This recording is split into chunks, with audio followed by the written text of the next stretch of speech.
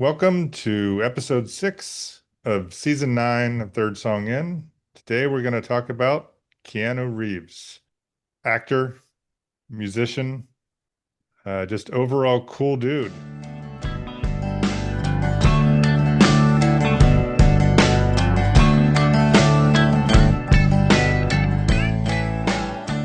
And he's Canadian. He's Canadian? I didn't know that till this morning. No. I didn't know he was Canadian either. He was born in Lebanon, but moved to Canada at a young age and is considered Canadian, I think. Ah, Yeah. he's also a writer. It's true. He is a writer, and then I couldn't think of the word where you are generous with your. I mean, he's a generous dude too. Philanthropist, A philanthropist, yes. philanthropist, not a philanthropist.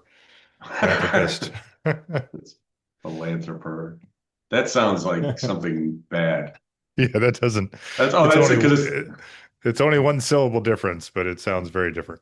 sounds like philanderer. That's what Yes, that. exactly. The ubiquitous Keanu Reeves. He is everywhere, and he may be I don't know, the second coming of Jesus Christ. He sounds like the nicest guy in the world. But I pulled up his IMDb and Wikipedia pages, and it's just insane how much and how many different things he does.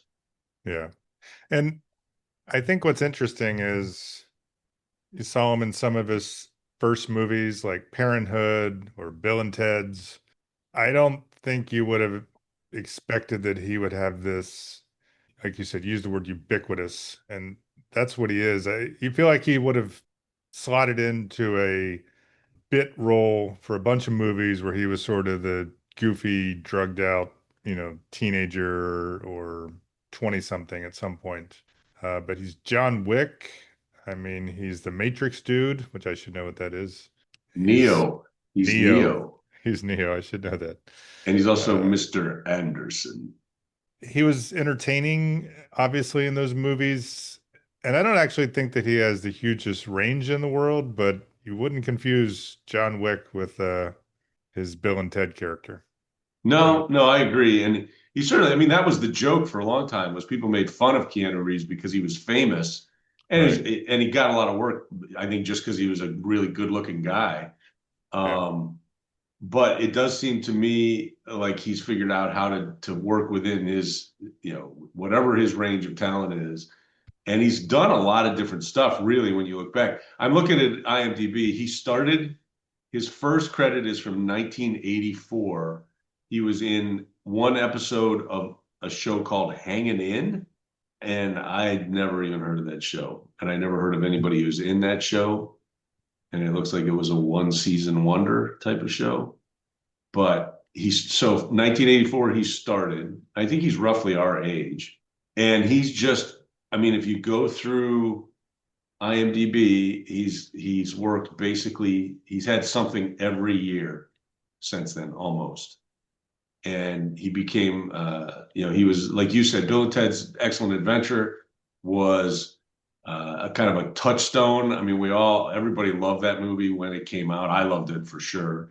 It was such a weird, crazy comedy time travel thing that I felt was really unexpected. That came out in 1990. No, I'm sorry. It came out in 1989. Apparently, there was a TV series, animated series. So he did the voice for that started in 1990. So that shows you how popular the movie was because they immediately made a cartoon and put it on, I'm sure, Saturday mornings. Then he got into action movies. He did Point Break, which is considered to be a classic action flick. He did some crazy drama. I remember going to see My Own Private Idaho, which he did Hmm. with River Phoenix, which was really kind of an odd movie. It was a Gus Van Sant movie, which means it was an odd movie.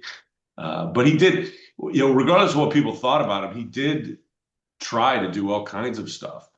But I can remember it being kind of a standing joke that he didn't have very much range and he only had, everybody would kind of do their Keanu Reeves impression. But man, he has worked and worked and worked. He must be worth $1 billion. Yeah, I mean, if you look at the various lists that I looked at to prepare for the draft, I mean, just I mean, there's plenty of like top 25 Keanu Reeve movies. It's not like just top movies. I mean, he's got quite the repertoire. He does. He does. And meanwhile, he also keeps a relatively low profile. Yeah. You certainly don't see any bad stories about him. I've never come across anything where he was an asshole.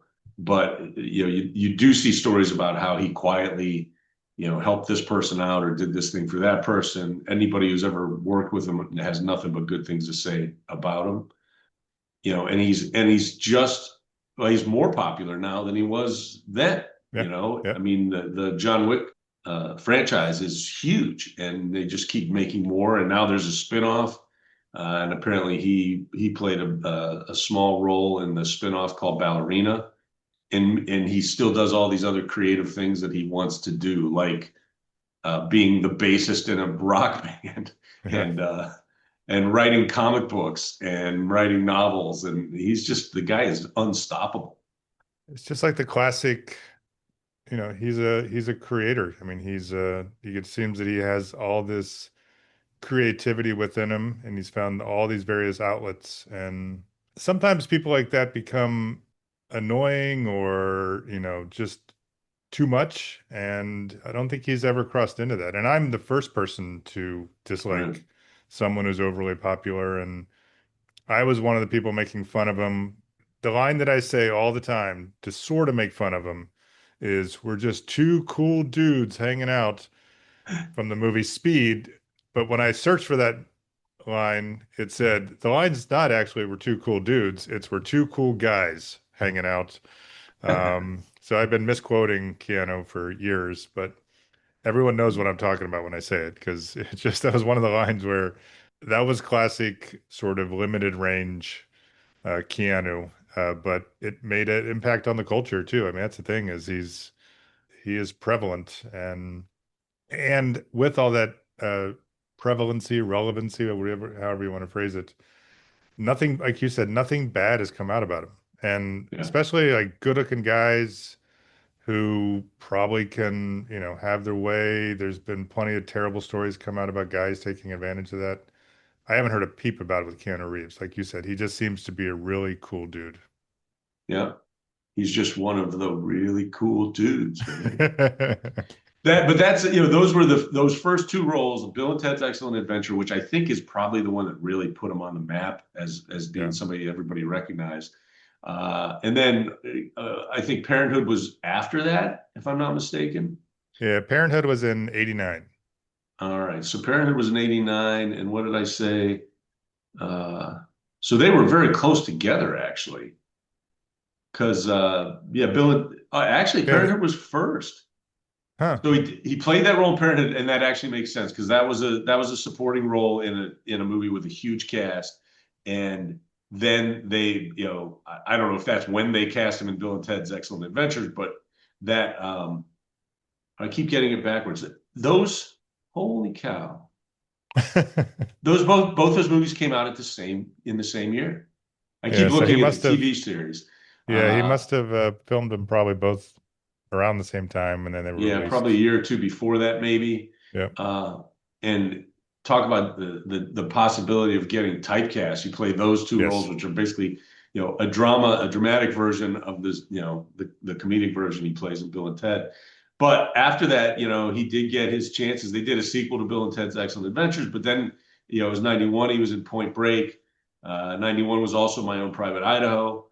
He was another one that I think broke him as an action star, and a movie that I really liked that we talked about a couple episodes ago is Speed. He was in Yes. Speed, which came out in '94. Then they tried him in romantic comedy type stuff, and he really has been all over the place.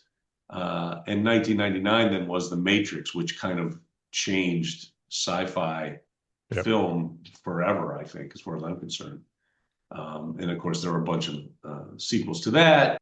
And then he just kept working, man. He just kept working. In the meantime, he was in a band called Dogstar. I looked up because I had literally never listened to a song from Dogstar. They formed in 1994, and they did two albums in that general period of time.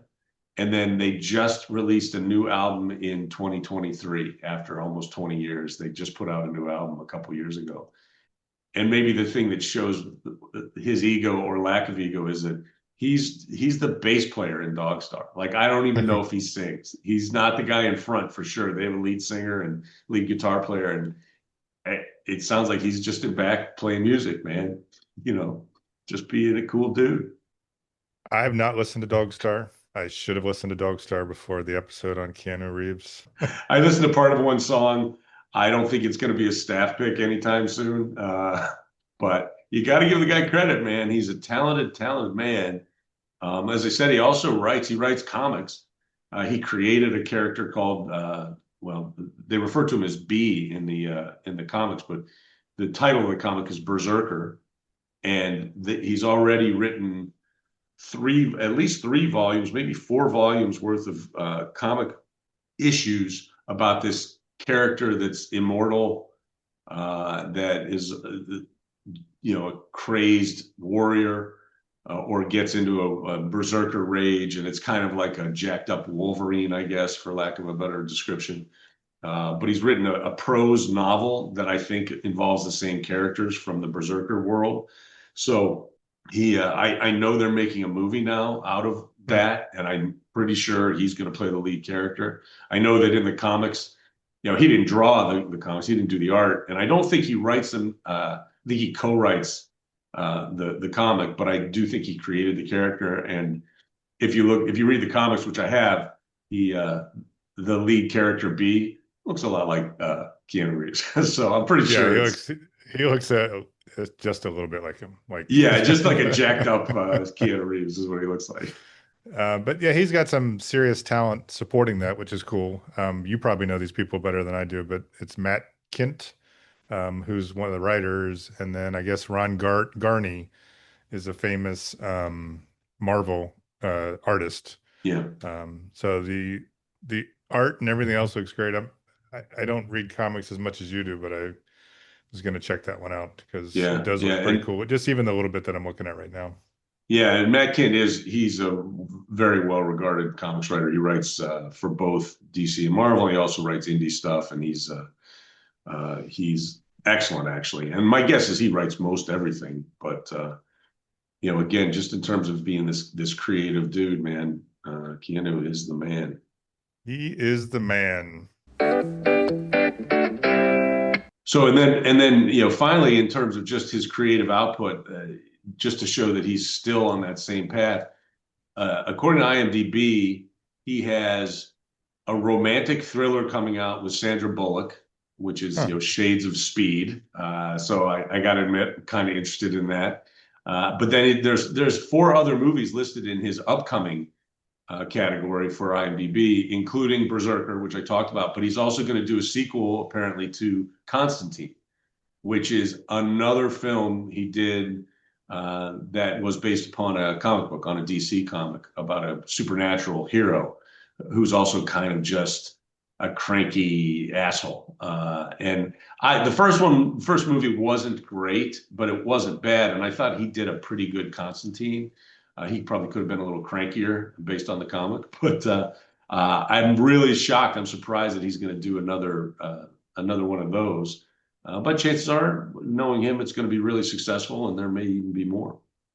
I definitely want to see the Sandra Bullock one. I feel like Yeah, they're a good combination. I know they only did Speed, but this should be a cool yeah, no, they have really good repairing chemistry. of those two. Yep, I Yeah, agree. As good as our chemistry where we talk over each other. yeah, yeah. All right. Keanu Reeves, Canadian, cool comic book. I got what's that called? Alliteration. I got all the C's Alliteration. going. There you go. Well, hold on. That didn't work at all because draft starts with a D. Son of a bitch. All right. Well, do you want to do a draft of all Keanu Reeves' cool stuff that all his creativity? I am in. Let's do a draft. Get that coin out, bitch. Oh yeah, I need to do a coin. Hold on. I forgot I was the keeper of the coin for a second. Call it. Tails. It's heads. Fuck. Suck. You're a terrible coin caller. Yes, I am.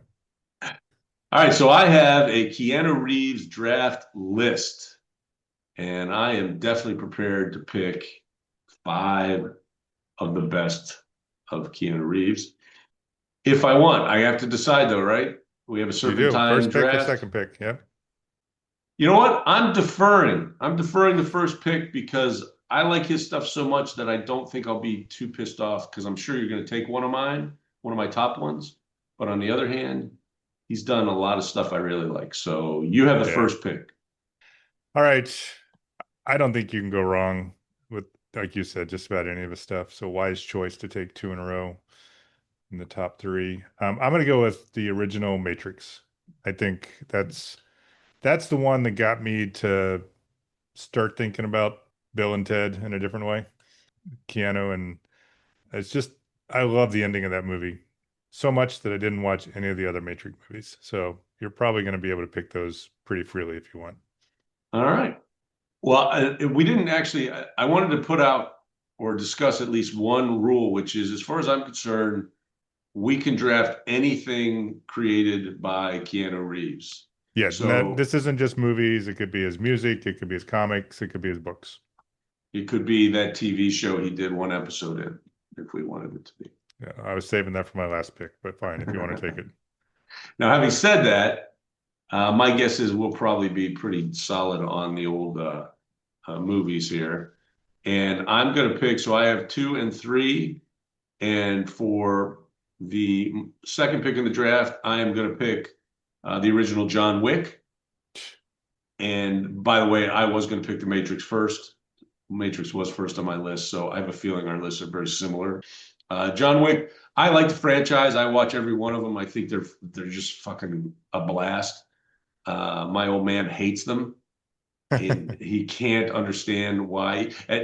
I can remember we talked about John Wick a year ago, probably, and I talked to him after he heard the episode. He's like, "I don't understand why Chris likes John Wick so much." And I was like, "Yeah, no, I don't get it either. I don't know. He's weird." Meanwhile, as soon as it comes out streaming, I don't necessarily go to the theater to see those movies, but as soon Yeah. as it comes out streaming, I mean, I own them all, so I can rewatch them when I want to. So I love John Wick. I actually, The Matrix is one of my favorite sci-fi movies of all time, so I would have picked that first, but John Wick is a very close second for me. And then completely switching gears, which is something that Keanu's been known to do. The third pick in the draft is Bill and Ted's Excellent Adventure, the very first Bill and Ted movie. You fucker. Yeah, I have a feeling we had the same top four or five, maybe. I'm not sure, but Yeah, I feel like we probably do. Those are my top three. So for sure we have the same top three. I'm gonna maybe surprise you with my fourth pick, but I'm gonna go with the Berserker series. ah, I just feel like it's a unique one in his repertoire, and I think it's cool. Especially the fact that they're going to turn it into a movie, and because the main character looks exactly like him.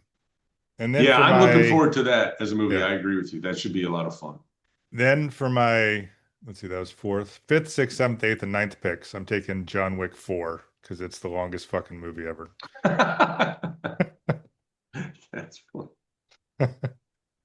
What I I'm can't. actually I'm joking. I'm not taking John Wick 4. Oh, you're not. No, I'm not. In the series, I'm actually going to take the one before. I like John Wick 3 the best of all the movies.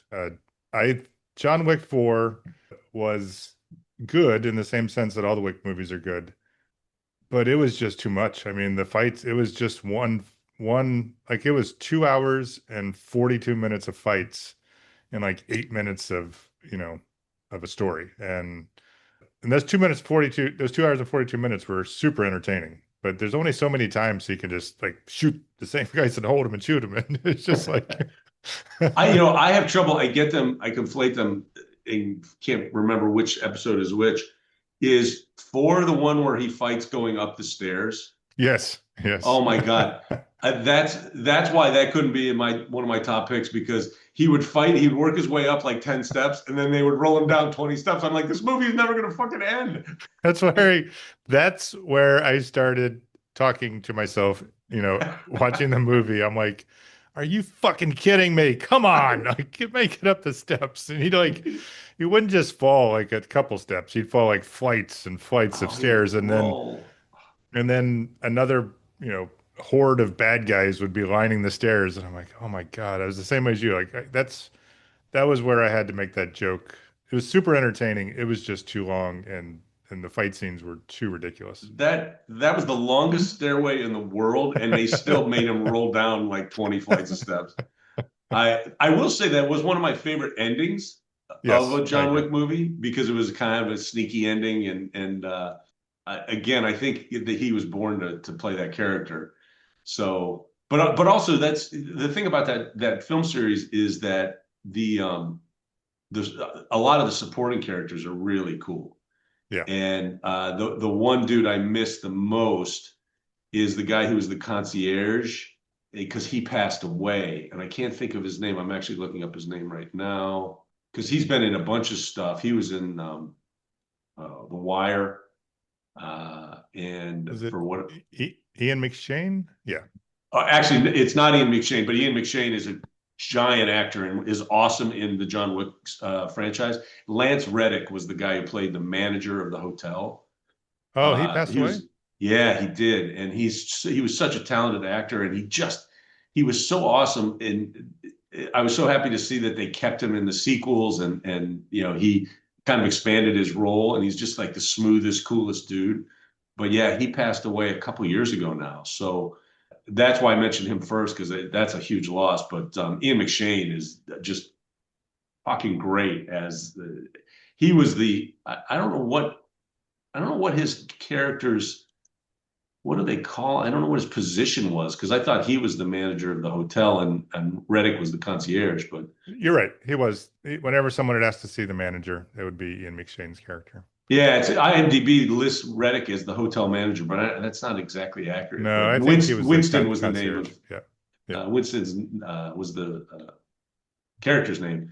And but that's what that's what's so cool is they built this world. They hinted at the world in the first John Wick movie, and then they just every episode, every chapter of this film franchise, they will just add a little bit, and you'll learn a little bit more about how there's this crazy world underlying, underworld that's underlying, the rest of us walking around like like dummies. But I do agree it was a bit long, John Wick 4. Yeah. So my choice is for my what is it, fifth pick? Is my third pick, the fifth pick. Does that make sense? Whatever. You know what It it is is. the My fifth second pick. pick is the fifth pick. Is John Wick 3. And when we're talking about great actors, actresses, Halle Berry was in Oh, John Wick 3 and she was a badass. So yes. Yeah, you're right. That I like that movie better than 4, maybe solely because of her and the dogs that are in that movie. yes. I love those. That's Yeah, awesome. the dogs are fantastic in that movie. Which is fun. It's like people, if you haven't watched the John Wicks, you'll understand why commenting on the dogs is Yes. the Yeah. dogs play a fairly important role in the John Wick series. All right, All right, that you're up. leaves me for the Yep. sixth pick and the seventh pick. For the sixth pick, I am going with the movie Speed. Yeah. Love that movie. Again, it wasn't a stretch for him as an actor, but I thought he did a good job, and he wasn't a stoned dummy like he had been in Parenthood or he'd been in Bill and Ted's Adventure or that sequel. So I really liked it. Like you said, he had a great chemistry with Sandra Bullock, and I thought that was a fun movie to watch. And then my seventh pick is the movie Parenthood. That one I pick not so much because of his role, although he was very good in it, and it was there were a lot of touching scenes with him towards the end of that film. I thought, but it's just a great movie, and since it's in his list on IMDb, I figured I'm going to pick just what I think was a really good film. So Parenthood, You suck. I do. I thought it would make it back to me. That's the one I wanted, but I got clever and had to talk about John Wick 4, and then I got trapped. All right. I am going to go with River's Edge. If you want to go with serious, and um, it's described in IMDb as harrowing. It's a rough movie, and it's a really good movie. It's very different than all the things we've been talking about, but I thought Keanu Reeves was really good in it. Yeah, I'm Um, embarrassed to say I haven't seen that movie. really? I've always meant to watch it. I never have. All right, and then you'd mentioned that he played a smaller role. I actually saw this in the theater, so I'm gonna choose for my final pick, Ballerina. I thought it was a good spin-off. I like the fact that the lead character is a woman and she is a badass. And there's some funny scenes in it. The reference to the dog again, and I think it's actually a recreation of a scene from one of the John Wick movies, which I thought was really cool. Just so it's a spin-off, but it's also an overlapping as far as the narrative goes. Oh, okay. Um, so I didn't know that when I was watching the movie, but I have a buddy who's a huge Wick fan. He's like, "Did you notice that scene?" I'm like, "Yeah, sure. Huh? Yeah." Yeah, of course I did. What are Of you? What am course I, I did. stupid? Who wouldn't? Jeez. But I thought that that one had the right amount of fighting and some other cool, stories that I wasn't as familiar with in the John Wick world. So, Yeah, that's another one it's on my list, but I haven't seen it yet. Because I'm a giant fan of Anna de Armas, who is I think yes, she's the main character, she was. and she's been good in a bunch of action films. But that for some reason I just haven't gotten around to that one yet because I know it's streaming. I got to watch that. Which leaves me with the 10th pick, final pick in the draft. This is very difficult. There's so many kind of sequels that I could kind of slide in there because I like the second movies in both the John Wick and the Matrix franchises, but I'm not going to pick them. And I am going to go with Point Break, which is just a classic undercover cop type movie where Keanu Reeves, gets enticed by the world of, the high, what's the high intensity, high pressure world that these criminals are all in. They all skydive and surf and do all kinds of crazy shit. That's the movie with Patrick Swayze. Actually, technically, I think Swayze might be considered the lead, but they were co-leads of that. So you had these, two leading man types battling each other, and that movie came out in 1991. But frankly, I think it still holds up. It's still a lot of fun. I know they did a reboot of it, or that's not the right word. They remade it anyway with different Okay. actors, but I don't think that matched up with the original. So the 10th pick in our Keanu Reeves draft is in fact Point Break. Yeah, that's a good pick.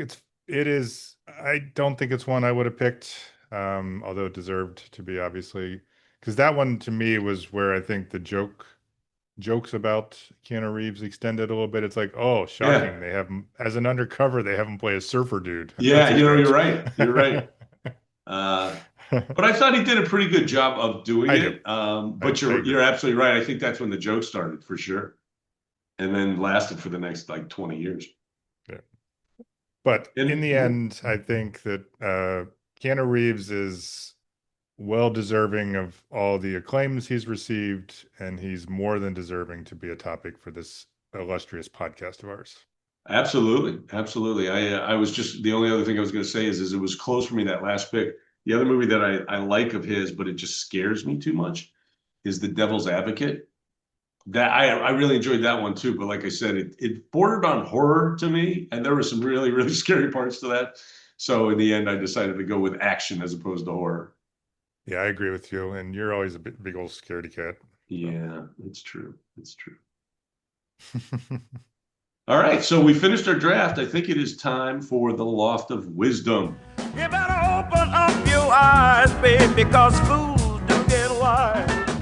I don't really know this song all this much, but when I was researching and found this quote, I could not use it. So Keanu Reeves is creative and has put out a lot of, we talked about all the content he's put out, all the creative work, and he even has a song titled about him from Logic called Keanu Reeves. And the opening, well, one of the lines, I think it's the opening line, is "I'm the one, bitch. I am the one," like Keanu Reeves. So I don't know how I can't use that as my quote for the week. Absolutely. I feel like I got to listen to that song. There's also a movie, by the way, named titled Keanu, and I think is a reference to him. I think he's in the film, like in a cameo or something like that.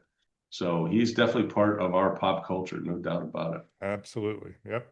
So my quote for the Loft of Wisdom is going to be a quote from Bill and Ted's Excellent Adventure, but it's not going to be Ted. It's going to be Bill, the character that Alex Winter played in the original film. And it is, at this point, just cliche, but it's a quote that deserves to be up on our digital loft of wisdom. And that is, be excellent to each other. We could use a little bit of that right now, in my opinion. Not agree more. All right, that brings us to post facto. It's a mistake. It's a mistake. Post facto is fill in the blanks from stuff we may have mentioned in earlier episodes. And I just wanted to follow up on a staff pick I made an episode or two ago. I went to the theater last weekend and saw the film Caught Stealing by Darren Aronofsky. I described it based upon just the reviews I'd read and the blurbs as a crime romp. I think I also used the phrase gangster shenanigans. I don't think either of those apply. I think I was misled by the trailer that I saw. However, great movie. I loved it. It's just a little darker than what I was anticipating when I went into the theater. And that's pure Darren Aronofsky. He's a dark motherfucker anyway. But Austin Butler, the guy who played Elvis in the recent biopic, is the lead. Zoe Kravitz is his romantic interest. It's fast-paced. It's really violent, and that's, again, another kind of Darren Aronofsky trait, I think. It's short. It's only about an hour 50, I think, and it is fun to watch. There are times where you kind of watch through squinting eyes or through your fingers because it gets a little bloody at times, and it has some unexpected violence that really catches you off guard. But I really enjoyed it. I really enjoyed the ending of it. I felt like it was a bit optimistic at the end. And I recommend it highly. After making it my staff pick, I felt like I should come back and let people know that, at least from my point of view, it's worth watching. Very nice. What I can't decide if it's worth watching is a movie I started to watch with my son the other night. And this is sort of a pre-facto. The movie was Under the Silver Lake, I believe, with Andrew Garfield. It is weird as hell. And I only made it about an hour in, and my son and I decided together that we would pause, sort of recover from the first hour, and then go back to it and watch the end. And I talked to him again yesterday, and he's like, "That movie was so weird and terrible, but we have to see what the end was." I'm like, "Yeah, I know." He's like, "Did we invest?" He's like, "Did we invest all that time watching this weird shit, and then the ending's gonna suck?" I'm like, "Well, there's only one way to find out, dude." So, reason I bring it up is people have been asking me to describe it, and it's weird, it's bizarre. It's got a bit of a David Lynch feel to me. And the reason I reference that is in a couple weeks, Tom and I are going to devote an episode to David Lynch, as recommended by our good friend Liz Armstrong. So look forward to that in a couple weeks. That's sort of my pre-facto referencing something that I'll have a post facto for after we finish watching the movie. All right, you got to update it. I think I'm going to wait till you watch it all the way through before I decide what to do. Because for me, David Lynch's films are hit and miss, and that one sounds a little crazy and creepy to me. Yeah, Under the Silver Lake. Next, we have staff picks. Just around the corner from you. So for the first time ever, Chris and I are presenting a joint staff pick for this episode. And more importantly, for the first time ever, we have a guest for our staff pick segment. Welcome to Dan Dougherty. Hi, guys. How you doing? Great. Good to see you again, Dan. Yeah, good seeing you. So we had a short conversation via text, Dan, not too long ago, and I realized that you were just getting ready to drop a new album, and that seemed like the perfect opportunity to get you back on the show because we had so much fun the last time, and also give you a chance to tell us about the album and tell people where they will be able to find it and when. Yeah, and thanks for letting me do this. It's really a good opportunity for us to try to break through the noise here and talk to people who like original music. So yeah, we're about to release our third album with this particular band, which is the Dan Dougherty Band, called Heyday. And The album is going to kind of be teased out through the next like month or so in single installments, so we can kind of get people excited about it. So in October, basically, we're going to drop our first couple singles. But the real thing that I'm excited about, because I'm a big vinyl guy, is that we're going to kickstart a limited run of a vinyl pressing of the album Heyday. So that's what I'm here to really push, because I know there's a lot of people out there who've bought our previous two records, which are bad ideas and fun times ahead, and will probably want to know that this third one is coming out. And I know that there is a Kickstarter. What do you call them? A Kickstarter program, not program, project? Campaign. Campaign. Thank you. Yeah. Thank you. Kickstarter campaign. Can you tell the audience where the best place to go is to get either the album in digital form or the vinyl album?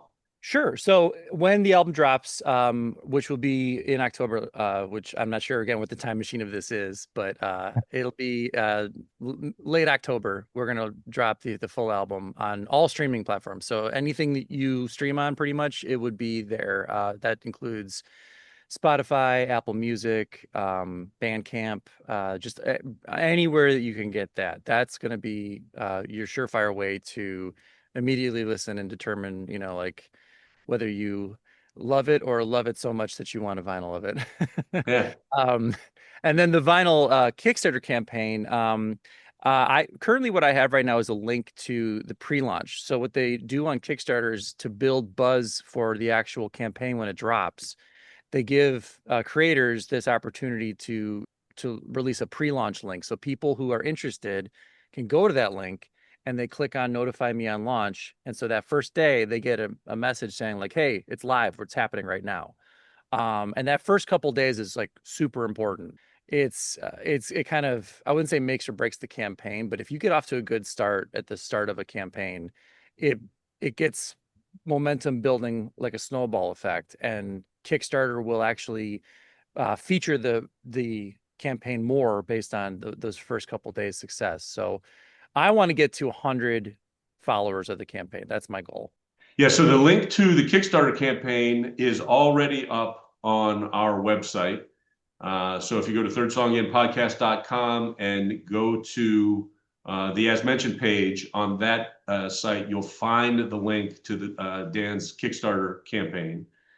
So please go there. That's the best way to get out and get involved in the campaign.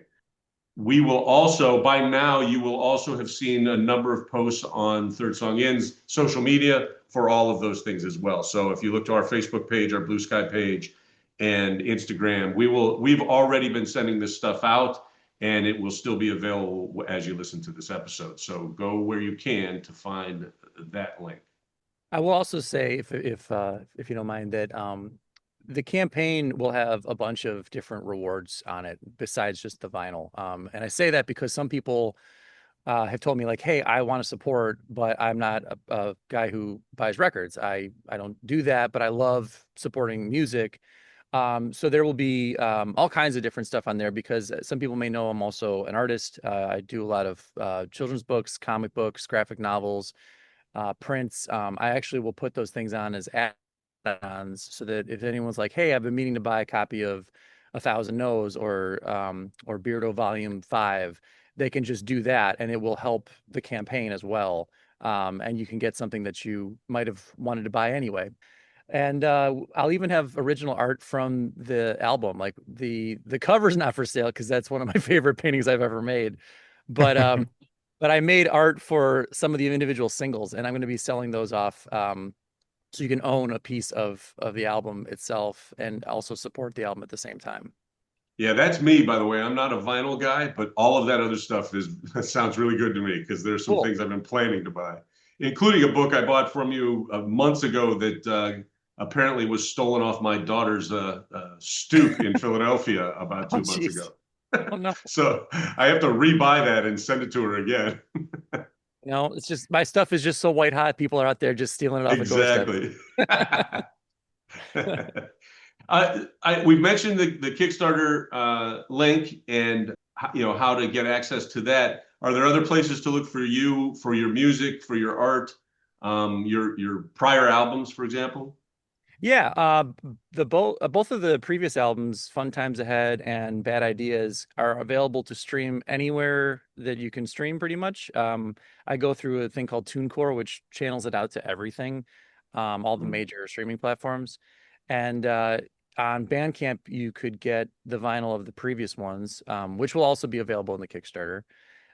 You can get my books or prints, anything. Actually, I should say the books on my website at beardocomics.com, as well as a lot of them are available on Amazon and Barnes and Noble. Well, the coolest thing for us, I think, is when we know somebody like you and we get a chance to get an advanced copy of something, which is why I was all over this. I was like, new album, and we get to hear it before other people. That makes me sound really cool. So we did, both Chris and I got a chance to listen to Heyday, and I got to tell you, I really enjoyed it. I think it's fantastic. I think it's a really cool album. Thank you. Yeah, we've been working really hard on it for about a year now. I'd say we started recording last December, so it's been about 10 months, I'd say.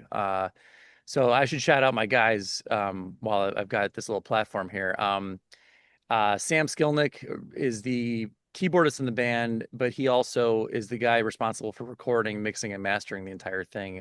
He's a professional sound guy who's worked at Envion Studios, local recording studio. So he has a wealth of knowledge and really brought his personal touch to it in a way that I think will be clear to people once they listen to the record. It's got a very modern sound to it for rock music. Brett Figura, the member of the band who's held the title the longest on drums. You've had him as a guest on the show. You know Former guest of the show, yes. Yeah, he's the guy who told me to get on this podcast. So huge shout out to him because Absolutely. I love being on here. I love now that I think I'm on here twice. So he's been on once, right? Does that mean I've Yeah, got you got him beat. You haven't beat. got him You beat. got him beat. Yep. That's all that matters. And he, is a very instrumental part in how the compositions are arranged. His taste has always been very it's a resource that I've always tapped into every album. And then our newest member, Brian Turnbow, on the bass.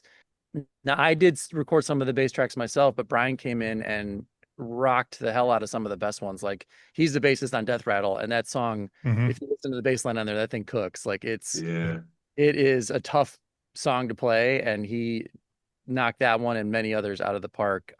He's also the guy who did the album logo art on the cover. So he's another multi-talented kind of guy that I'm kind of proud to have in my circle. Did you have, let me back up one second. As I remember from the last time we talked, you generally write all the songs. Is that right? Yeah, they start with me. I'd say, then you work them out with the band. Yeah. I've always kind of run this as fairly democratic process. Like there's certain things I want in the song because the whole, you got to remember why you wrote the song. And if you lose that, then you kind of lose what it is. But yeah, it has, some of these songs, we've been working on for nearly 3 years. The last album was released in 2022 and we started writing and we wrote a lot more music than actually made the album. So these are the best of the best. It's also it's the same runtime, I'd say about 40 minutes, but it's 8 tracks. So we usually we're doing 10, but we wanted to really lock in, like, this is the cream of the crop. Almost like some of my favorite albums are 8 tracks. Like, Born to Run, I believe, is 8 tracks. Thriller's 8 tracks, I think, too. But like, it keeps it nice and tight. Like it's like a very concise album that allows each song to stand on its own, but blend in with the overall whole. Yeah, it's funny you mentioned that and kind of, reaching back to Born to Run, for example, because I agree with you that the sound sounds very, modern, I think was the word you used. But the album to me had a real kind of throwbacky feel as well. Like it felt like a late 70s, early 80s kind of, rock album, where it was not necessarily it didn't necessarily feel like you were telling a story through the whole thing, but it felt like all of a piece and kind of an homage to like the old real rock stuff that I remember when I was, growing up. Yeah, thanks for catching on that. I mean, I do feel like my influences still show, even though you're always trying to, do something new and do something that levels you up in a way. So I'm a child of that era. I'm kind of channeling a lot of things that I enjoyed about what I think is what gets me excited about songwriting and about music.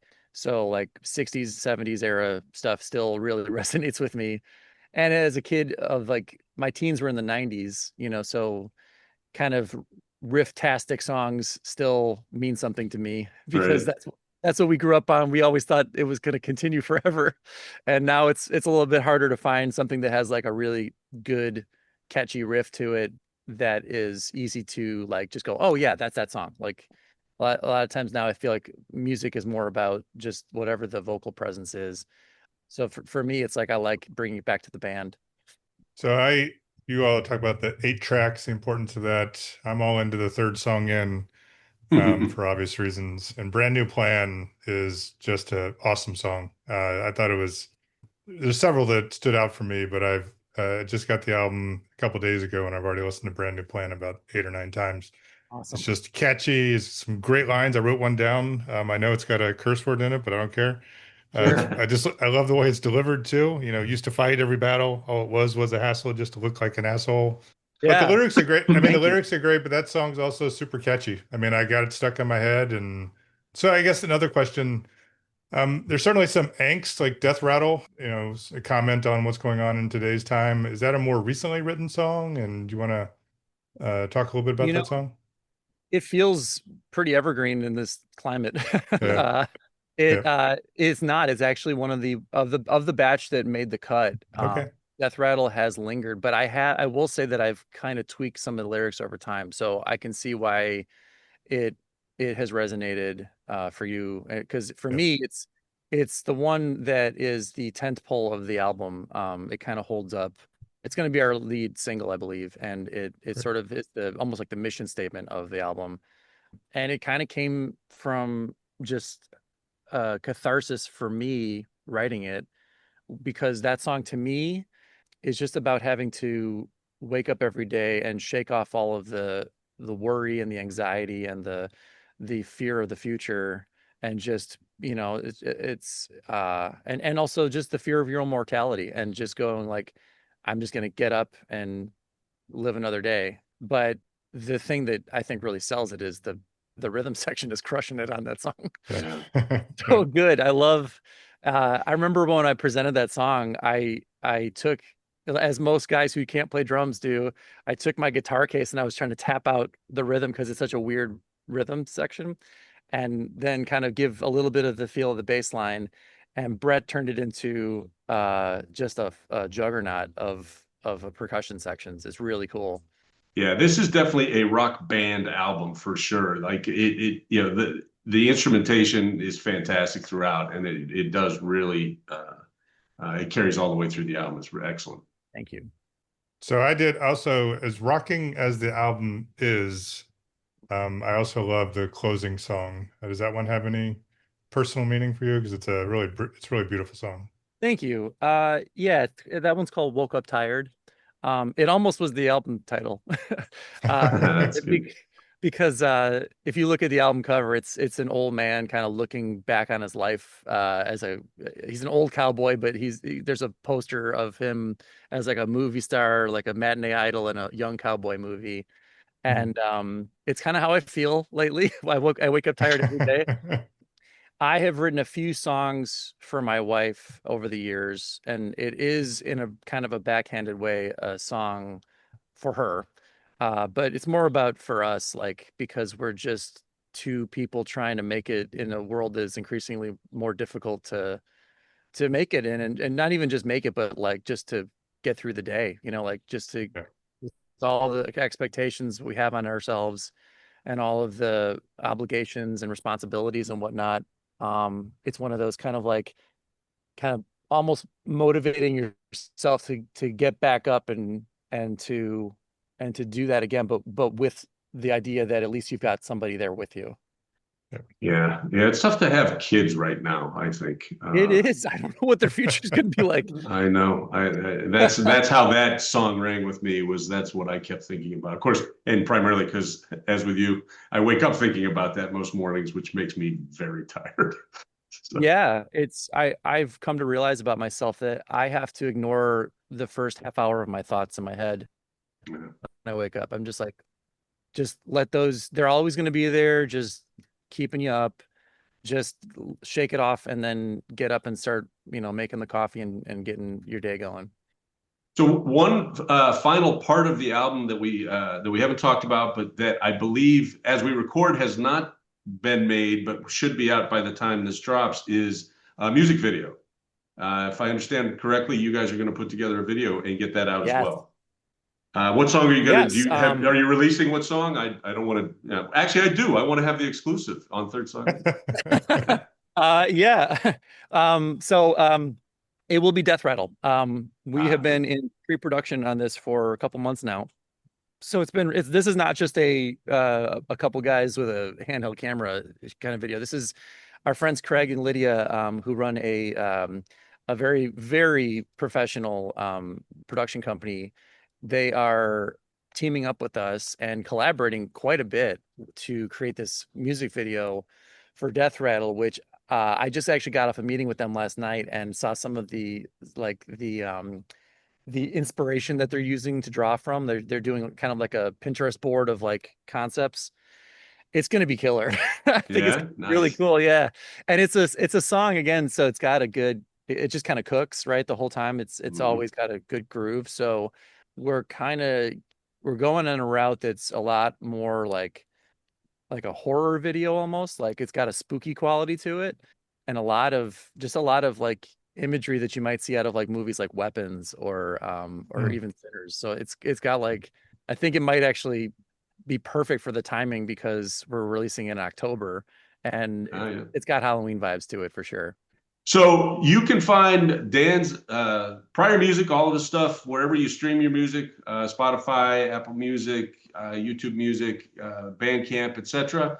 Please look to Kickstarter. I think if you search Dan Dougherty Band, and that's Dougherty, Dan Dougherty, you should be able to find the Kickstarter project. You can certainly find the link at thirdsonginpodcast.com. And Chris and I are proud to present our very first joint staff pick for Third Song In for the album Heyday, mostly out by the time you hear this and completely out and released by the end of October. Awesome. Thanks, everybody. I appreciate your support. Anyone who makes things knows it's all about the community that you build and the fan base that you can, get to support things like this. So again, we really appreciate your support. And finally, playlist picks. It is time for Chris and I to each add a song to our season-long music playlist, which is a companion to Third Song In. This is our sixth episode of season 9, which means that we are adding our, what is that, 5th and 6th? No. 11th and 12th.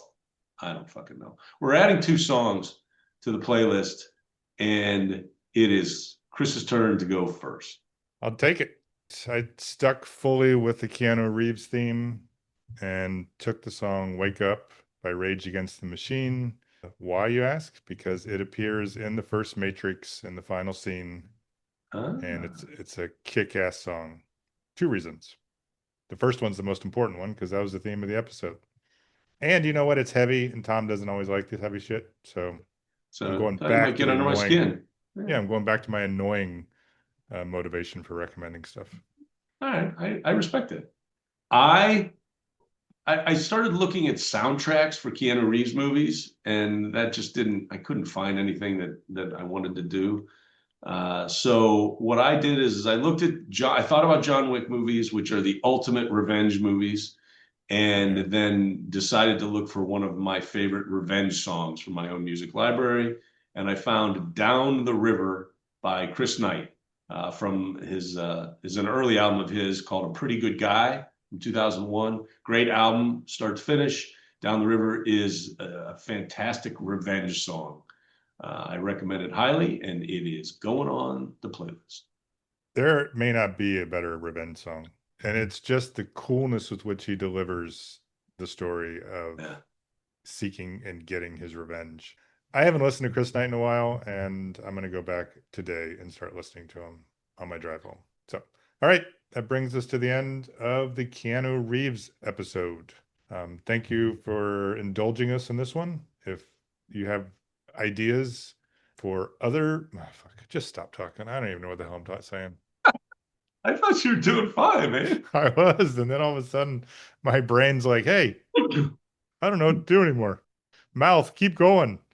No coherence, but you can keep talking." Come All on, right. your brain's like, come on, Chris, we're two cool dudes. You're talking to my mouth. We're just two cool guys, but I'm going to leave you out there with nothing to say. But I'm going to make you keep talking. All right. That brings us to the end of our episode about Keanu Reeves. I don't know. I enjoyed the conversation. I always do, Tom. Me too. Even though it's you. And, Fair you know. enough. Kind of mean, but okay. If folks disagree with our choices, would have made other choices for the draft, let us know. You can email us at thirdsongin@gmail.com. Mainly criticize Tom. It kind of hurts my feelings when I hear bad stuff from y'all. Yeah, I try to hide those emails from you. I know. I don't want you to feel bad. Third Song In is recorded in Chapel Hill, North Carolina, and Joliet, Illinois. You can follow our podcast wherever you listen to podcasts: Spotify, Apple Podcast, Amazon Music, YouTube Music. There are others. Please rate and review us. Download the podcast. Give us all your fucking stars. I am tired of asking. I am now demanding your stars. And, say nice things about us too, which seems congruous with what I just said. But please download it, share, tell other people about the podcast. Look for our website, thirdsonginpodcast.com. We have links to all the information that we just discussed on this episode and all our previous episodes. There's an episode spotlight where we have a little video related to the theme of the episode. You can connect directly to our blogs. Tom and I write one each week. And there's also a link to our playlists. As I said, we have one for each season, and we have a special one for every time we have a guest on.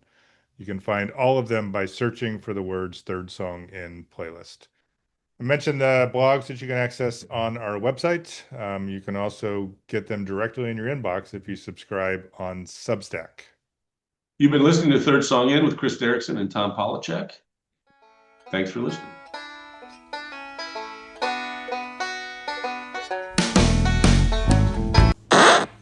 Staff picks are where Tom and I just sit here and stare at each other. Pick staffs. I like an oak staff, like 6 or 7 feet tall. I like to go. That's true. You shall not pass.